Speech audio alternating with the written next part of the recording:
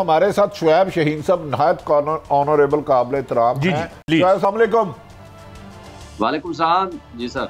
अच्छा, गुजारिश ये है कि सर आप समेत तमाम आईनी माहिरीन कहते हैं अगर असम्बलियाँ तहलील हो जाएं तो 90 दिन में इलेक्शन करवाना आइन में है, आप इसमें रहनुमाई फरमाएं। और दूसरा जो आप सुप्रीम कोर्ट में आज हुआ उस पर आपकी क्या राय है? ठीक है,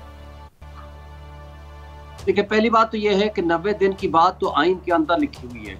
आर्टिकल 224 बड़ा क्लियर है, सब आर्टिकल 2 उसमें लिखा हुआ है कि असम्बली रिजॉल्व होगी तो 90 डेज में इलेक्शन होगा। और यही बात इलेक्शन एक्ट में भी लिखी हुई है, यही बात आर्टिकल 105 में भी लिखी हुई है। इसमें तो कोई दूसरा इबहाम नहीं है, कोई राय नहीं है, कुछ नहीं है। अब मसला ये है कि हमारे PTM election commission of Pakistan, interim setups और हमारी एस्टेब्लिशमेंट ये सारे मिलके कोई हीले बहाने कर रहे थे कि जनाब किसी ना किसी जरिए और तरीक़े से इस इलेक्शन को हम मुलतवी करा दें, और कोई एक बहाना को दूसरा बहाना को तीसरा बहाना। और इसलिए हमने 10 दिन 15 दिन पहले इलेक्शन कमीशन को पार्टी बना के, बाकी भी सबको पार्टी बना के कॉन्स्टिट्यूशन पटिशन नंबर 1 हमने फाइल की इस्लामाबाद हाई कोर्ट बार की तरफ से। और इस दौरान सुओ मोटो का ऑर्डर भी हुआ, इस दौरान लाहौर हाई कोर्ट ने भी फैसला दिया, और इस दौरान प्रेसिडेंट ऑफ पाकिस्तान ने भी ऑर्डर कर दिया 57(1) के तहत अब इलेक्शन एक्ट 2017। अब देखें, इसमें कोई इबहाम दूसरी राय तो है नहीं कि 90 डेज में इलेक्शन नहीं होना, लेकिन सिर्फ एक बात है कि जो सुप्रीम कोर्ट ने नोटिस लिया है कि पहली तो ये तय किया है कि 90 डेज में इलेक्शन होने हैं, इसमें कोई दूसरी राय नहीं है, क्योंकि ये आइन का तकाजा है। आइन की बालादस्ती और रूल ऑफ लॉ के लिए ये उन्होंने कहा है कि इसकी तशरीह करनी ज़रूरी है।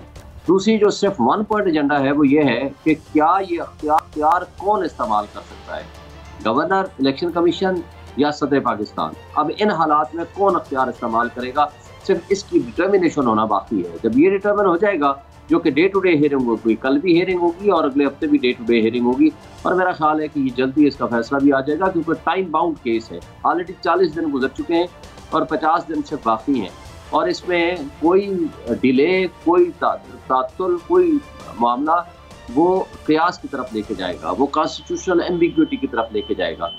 इसलिए मैं समझता हूँ कि ऑनरेबल चीफ जस्टिस ने लार्जर बेंच बना के इस मसले को for all the time to come resolve करने की कोशिश करेंगे, और मेरा ख्याल है ये रिजॉल्व हो जाएगा, और इसमें कोई कॉन्स्टिट्यूशनल एम्बिग्विटी या कयास या अनसर्टेनिटी की जो कैफियत मुल्क में पैदा है, हो रही है या की जा रही है, बल्कि मैं कहूँगा हो नहीं रही, की जा रही है, तो वो सारा उसका इख्तिताम हो जाएगा। अच्छा शुएब साहब, ये भी एक रहनुमाई फरमाए, मुस्लिम लीग नून ने नहायत काबिल एहतराम 2 जज साहिबान पर एतराज़ किया। क्या कोई पार्टी जिसने माजी में सुप्रीम कोर्ट पर हमला किया हो, वो चीफ जस्टिस ऑफ पाकिस्तान को डिक्टेशन दे सकते हैं कि ये जज शामिल हो, ये शामिल ना हो? इसमें आप रहनुमाई फरमाइए। देखिए पहली बात तो यह है कि राइटिंग में तो आज एतराज़ नहीं किया, प्रेस कॉन्फ्रेंसेस के जरिए हमने सुना है उन्होंने एतराज़ किया है। अब उनको भी नोटिस है, तमाम पोलिटिकल पार्टीज को, अटॉर्नी जनरल को और एडवोकेट जनरल को नोटिस है, वो आएंगे और अपना मौक़िफ़ देंगे। तो मेरा नहीं ख्याल कि किसी को भी ये अख्तियार दिया जा सकता है, मुस्लिम लीग नून जिसने माजी में सुप्रीम कोर्ट पे हमला किया या जिसने ना किया हो, वो तौबा ताइब भी तो हो सकते हैं ना, लेकिन उनकी ब्लैकमेलिंग और प्रेशराइजिंग टैक्टिक्स अभी तक जारी हैं। मैं समझता हूँ कि उनको ये नहीं करना चाहिए। देखें, यही बेंच था जिन्होंने कासिम सूरी की रूलिंग को सेट असाइड किया, और इनकी जो आज ये हुकूमत बैठे हुए हैं, ये सुप्रीम कोर्ट की मरहून मिन्नत है, मतलब वरना तो असम्बलियाँ डिसॉल्व हो गई थी, अब तक इलेक्शन होकर नई गवर्नमेंट आ चुकी होती। ये उनकी ही जजमेंट की मरहून मिन्नत है, लेकिन चूंकि इनके हक में फैसला आया था, इन्होंने, मुस्लिम लीग नून ने, PTM ने, तमाम जमातों ने उनके नाम ले लेके उनकी तारीफें की थी। अब जब दोस्त मोहम्मद मजारी वाली रूलिंग आई, तो उसके बाद उन्होंने इदारों को और स्पेशली जुडिशरी पे अटैक करने शुरू कर दिए। तो मैं समझता हूँ कि इनको अपनी रवैश तब्दील करनी चाहिए, इनको अपने आप को ठीक करना चाहिए, इसलिए कि देखें आइन की तशरीह का हक सुप्रीम कोर्ट को हासिल है, और आइन उन्होंने तशरीह करनी है, वो एक कामा भी आइन के अंदर तब्दील नहीं कर सकते, ना आइन कमेंट कर सकते हैं। उन्होंने जो आइन की तशरीह करनी है वो तमाम के लिए बाइंडिंग होगी। आप कासिम सूरी वाले केस का फैसला देखें ना, उसमें उन्होंने डेट खुद दे के कहा था कि फलां तारीख तक रात 12 बजे तक विदाउट इंटरवेंशन, और कोई इसको एडजन भी नहीं करेगा, और रात को 12 बजे अदालतें भी खुल गई थी।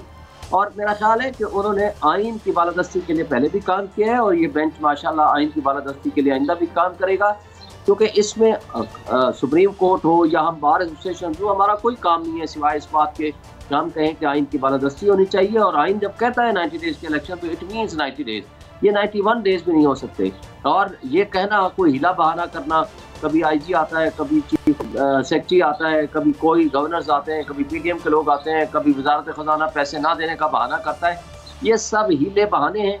इनका आइन के अंदर कोई गुंजाइश नहीं है। फिर तो 90 डेज जो ज़ियाउल हक ने दिए थे और 9 साल या 11 साल के लिए इलेक्शन नहीं कराए भी तो लूडे लंगड़े किस्म के गैर जमाती, तो फिर उनमें और आज के इस आइन में क्या फ़र्क है?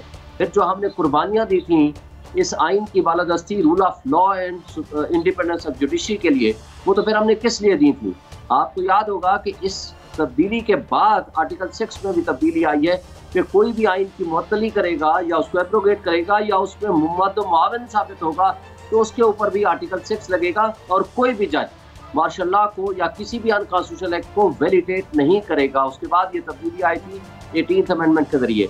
मैं समझता हूँ कि इस आइन के होते हुए किसी को ये जुर्रत नहीं होनी चाहिए तो आइन के खिलाफ बात भी करे। तो मुझे तो अफसोस होता है हमारे मुअज़्ज़ज़ मिनिस्टर साहिबान का कि जो इस तरह की ब्लैकमेलिंग और प्रेशराइजिंग टेक्निक इस्तेमाल करके अदालत पे असरअंदाज होने की कोशिश कर रहे हैं। ये जस्टिस सिस्टम के ऊपर एक तरह से इन्फ्लुएंस करने की कोशिश है, और इस पे तो नोटिस होना चाहिए, कंटेम्प्ट नोटिस, जिस तरह माजी में भी होते रहे हैं। और इसके साथ साथ मैं समझता हूँ कि ये आइन की बालादस्ती के लिए जजेस ऑफ द सुप्रीम कोर्ट ने कसम उठाई हुई है, लिहाजा वो अपनी ओथ का पास करते वक्त उन्होंने आइन की के मुताबिक फैसले देने हैं, आइन की तशरीह करनी है, इसलिए उनके ऊपर किसी किस्म का बोझ नहीं है, ना ही उन पर कोई तनकीद की जा सकती है। और अगर कोई तनकीद कर रहा है तो वो इलीगल एंड अनकॉन्स्टिट्यूशनल है, उसकी कोई लीगल वैल्यू नहीं है। अच्छा शुएब शाहीन साहब, ये देखें एक तस्सुर ये भी है और मुझे लगता है ये बड़ा करीने हकीकत है कि आपकी रियासत हो या आपकी डेमोक्रेसी हो या आपकी सियासत हो, ये फैमिली स्पेसिफिक हो गई हैं। कुछ प्रोफेशनल सियासतदान या फैमिली का प्रोफेशन सियासत हो गया है। एक तरफ वो कारोबार धंधा, उनका फैक्ट्रियाँ और 7 असम्बलियों पर भी कब्जा। अब जो है बात बढ़ते बढ़ते यहाँ तक आ गई है कि बाहर बैठ के कहते हैं जी हमें तो ये बेंच चाहिए, और बार काउंसिल भी यही कहती हैं, ये और साफी भी यही कहते हैं।